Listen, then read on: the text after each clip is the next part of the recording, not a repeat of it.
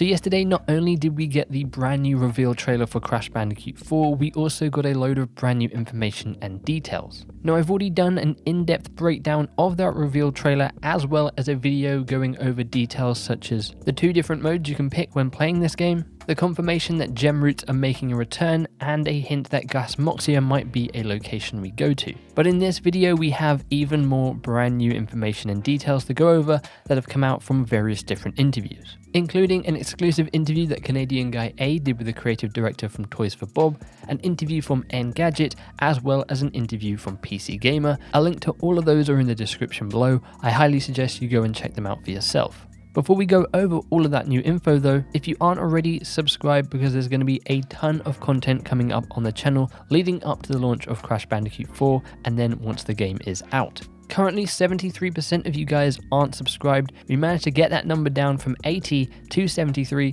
so it'd be awesome if we could get that number below 70. But with that out of the way, let's get into it. So the one big question on people's mind is, this is Crash Bandicoot 4.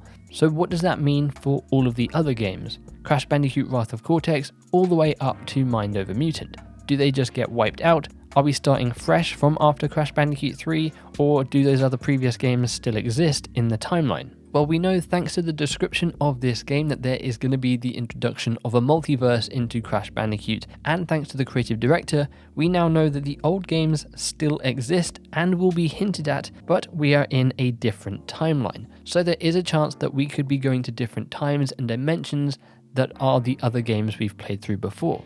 For instance, who knows, maybe a level we go to is actually Wumpa Island in the Crash of the Titans universe, and we maybe meet the alternate version of Crash with all the tribal tattoos on his arms, and the other version of Aku Aku, or maybe we go through a rift into another dimension and we meet someone like Emperor Velo. So don't worry, all those games still exist in a different timeline.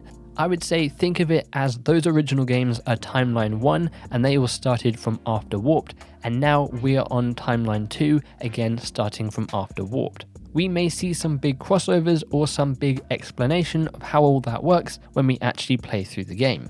Now another interesting bit of information people have been wondering is, well, this game is a linear game like those original 3. Does that mean we're going to be seeing warp rooms? Well, according to Toys for Bob, there is indeed a hub that you can go to.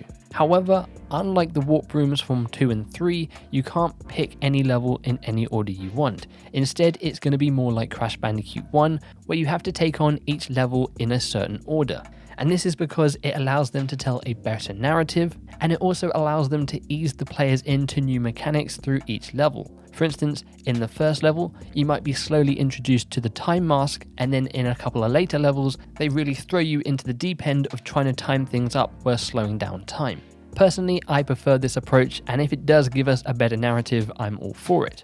Now in my video yesterday, I mentioned that gem roots are returning. In the B-roll footage of gameplay, we did see a tease of a purple gem root, but it has also been confirmed that there is a new gem being added into this game, and that is the clear gem. Now the clear gem is being added into this game because of the 2 different modes of play, the retro mode and the modern mode. Going over those quickly, the retro mode is your classic Crash Bandicoot.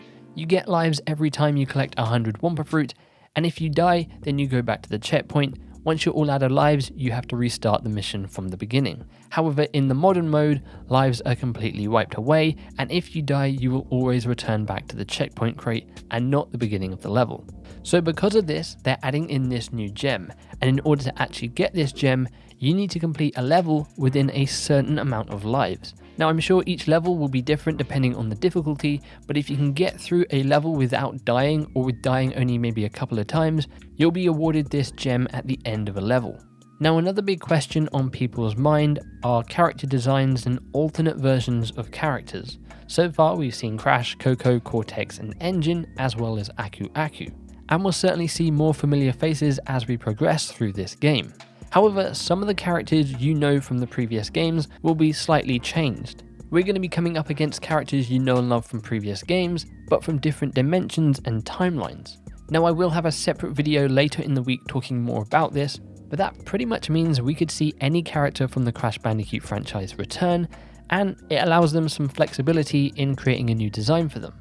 An example of this is we're probably going to be seeing a pirate version of Torna from the pirate dimension and not the Torna that we're used to from, say, Crash Bandicoot 1. So that is definitely exciting to think about. It is also being confirmed that Crash 4 is being made in the Unreal Engine 4 and not in the Alchemy engine like Crash Insane Trilogy or Crash Team Racing Nitro Kart. That of course means they're building this game from scratch, from the ground up, but Toys for Bob have said they really want to make sure there is a flow and a rhythm to the gameplay, that once you've got the hang of it, it will feel like second nature and will be very familiar to those who played the original 3. A lot of people have also been wondering about the platforms this game is coming out on.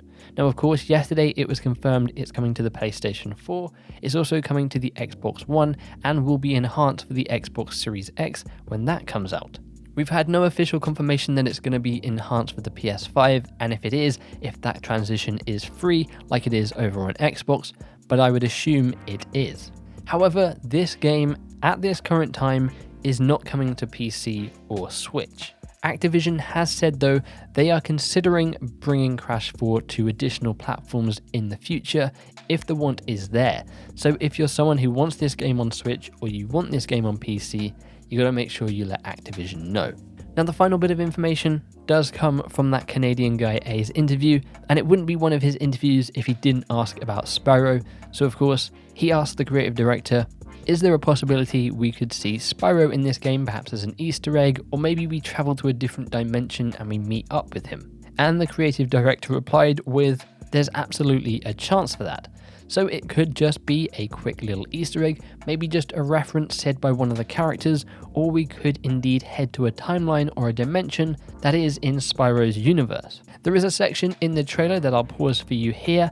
Now it is very blurry because this is compressed on YouTube, but this location here kind of reminds me of the world of Spyro. I mentioned this in my breakdown video. You can see we've got these sort of castles, and we've got snow laying around. Of course, this could just be an area in a Crash dimension, but it kind of reminded me of Spyro, so I thought I would point that out. Of course, it is Toys for Bob making this, so it would make sense we see a little Easter egg or something from Spyro or one of the characters from those games. But that about does it for this video. Again, that is a lot of new information, and I'm sure even more stuff will be coming out over the next couple of days, and I'll be sure to keep you guys updated with everything we know about this game leading up to launch. And when this game launches, you can expect playthrough, guides, and all of that good stuff. So down in the comments below, let me know your thoughts. Are you happy to see that the previous games, from Wrath of Cortex up to Mind Over Mutant, still technically exist, just in an alternate timeline? And if so, what other game in the series would you like to see added in as a dimension that you can go to? Also, let me know, are you one of the ones who wanted this game on Switch or PC, and you're hoping that they release it at a later date to one of those two platforms? If you did enjoy this video, click that like button because it really does help the channel out. Again, if you're not already, subscribe because there's going to be tons more Crash Bandicoot 4 news and coverage on the way, as well as a load of other games. If you want to stay up to date with myself or just chat to me, you can follow me over on Twitter at IamMisterBo. You can also feel free to join our Discord server, a link to that in the description below. It's a chill place where you can hang out and talk about Crash Bandicoot, Spyro, Tony Hawk's Pro Skater, and much more. It'd be awesome to see you over there. With all that out of the way though, thank you very much for hanging out and for watching. I really do appreciate it. And as always, take care. Bye bye.